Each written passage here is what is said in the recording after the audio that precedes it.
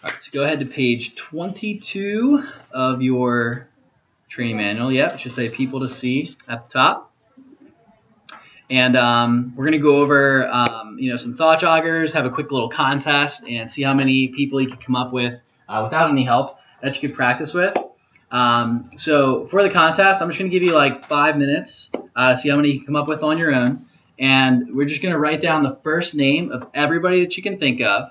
Only 3 rules. They got to be living, breathing, and human. Okay, so real people. So not your dog, not Madonna, unless you have her on speed dial. These are people that you know, and they do have to be. So at the top of page 22, just write over 30,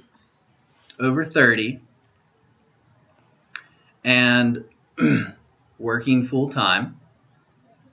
Now, if you're not sure if they're working full time and they come into your head, just like jot them down and we'll count it and it'll be a best guess. Also, if you know somebody who's retired, but you definitely think they'd love Cutco and they'd probably get something, you can write them on the list too. So, but generally speaking, over 30 and working full time.